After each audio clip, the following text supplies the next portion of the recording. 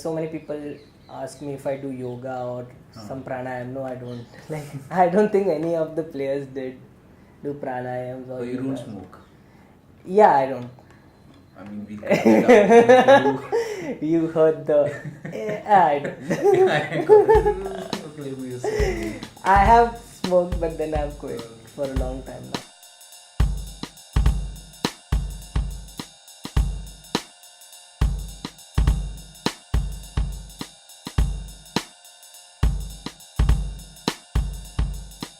I just see players like Miles Davis and others who just go out and get off the stage, start smoking. But it's also true that they played their horn for like 10 hours in a day or 12 hours a day. So it didn't probably affect them that much. I'm trying to reach 5-6 hours, but managing 3, some 4 sometimes. People are picking up saxophone, slowly, but it's happening. So there are more opportunities to teach as well.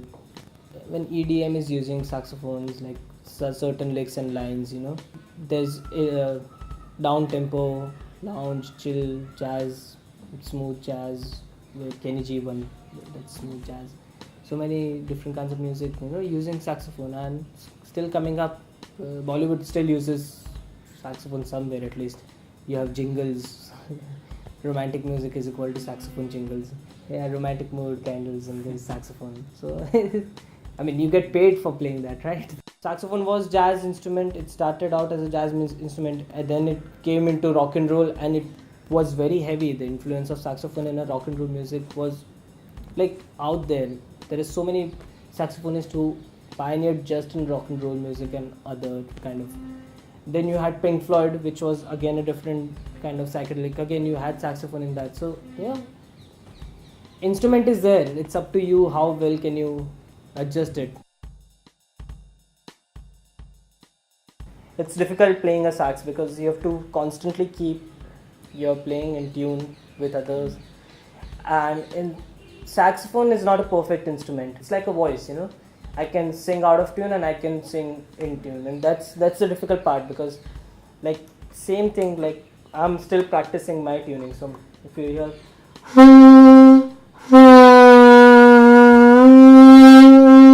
so I have to really work hard to keep it in tune sometimes.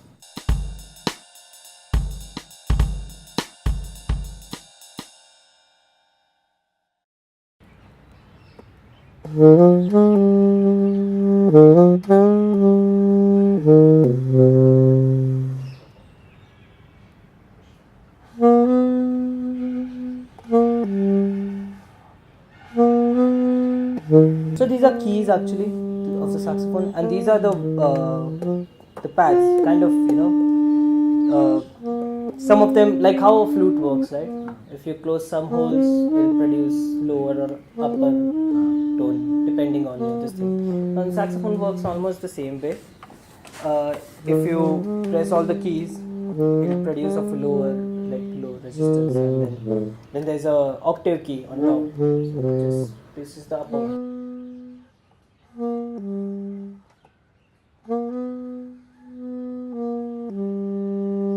You can have 3 to 4 saxophonists in a band, or 2 saxophonists to say the least, because it does sound different. It sounds more full, and there are different kinds of saxophones. So there's not an upper limit to how many saxophonists you can have in a band. Keys are the same. That's the beautiful thing about saxophone, because it's the same family. They kept the keys, and even like if this is A, this will stay A on this saxophone. The same position will stay A on this saxophone, but the pitch will change. Not just the pitch, even the note value will also change. Want to hear it? You can. Yeah.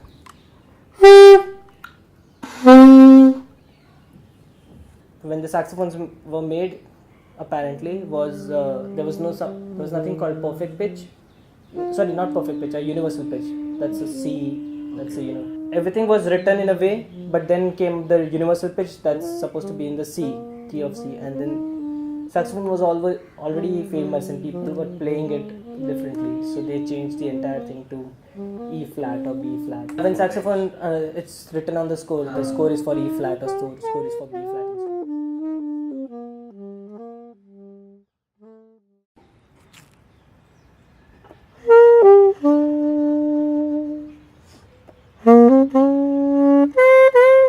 So this is an alto saxophone, and it sounds. I'm just giving you how it sounds basically.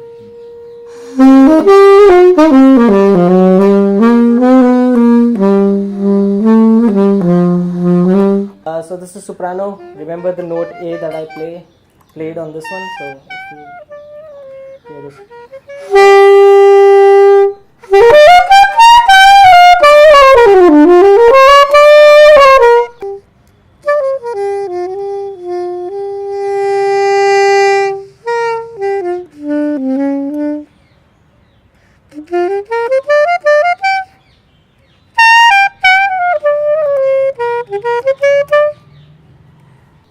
And this is a tenor.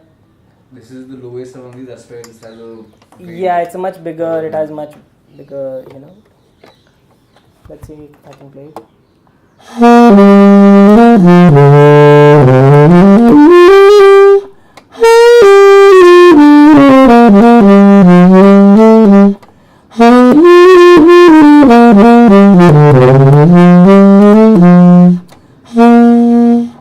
So, yeah. And it's got a nice timbre. So, yeah.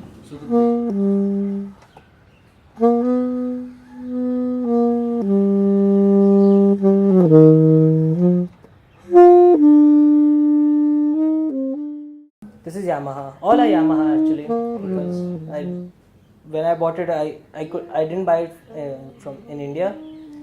So Yamaha is one of those they don't disappoint also, and they're very consistent in their making. There are greater brands obviously and different saxophones, probably cheaper than these also. But you have to play them to see if they're really worth the price or not.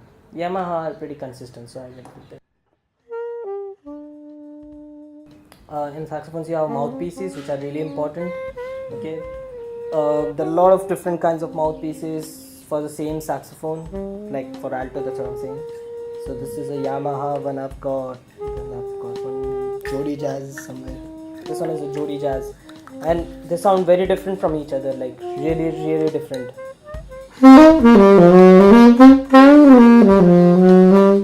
Okay, so this is my usual mouthpiece that I use, a Berglassen. This is a Jodi Jazz mouthpiece. I don't use it much, but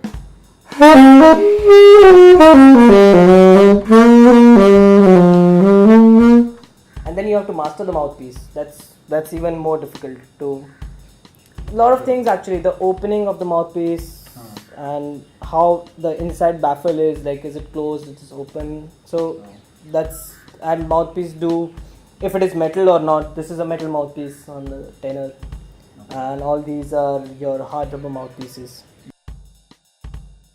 Then you have reeds, so they also have. This is the one that produces the sound. That's why like saxophone is made out of this, like the metal material, like brass probably. But because of this reed, it comes under woodwinds and not. So trumpets and trombones come under brass instruments. I mean, and you would wonder why wouldn't a saxophone come under brass instruments, but because of the reed it comes under woodwinds, because this produces the sound. So this is a Select Jazz 3 or something. Then this is a Rico V3. Then I'm using a Rico 2.5 on this particular mouthpiece. Apart from that, I have some Vander in Paris in the box, in the case. You have soprano reed, which is smaller than the alto reed, if you can see. And then you have a tenor reed, which is like much bigger than the alto reed. Yeah.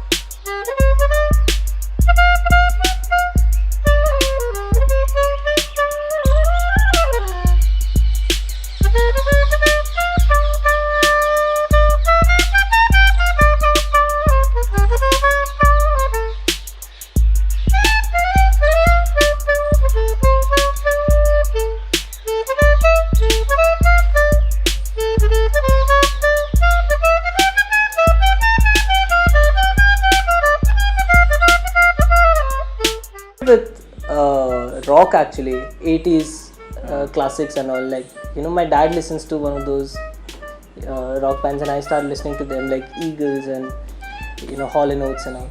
And then I moved to Pink Floyd for a very long time in my life. That was my undergrad years, and that was somewhere the point where I was like, wow, this is music. And then I picked up the sax, and then for a while I was still playing pop, like 80s pop, talking about all those love numbers and all.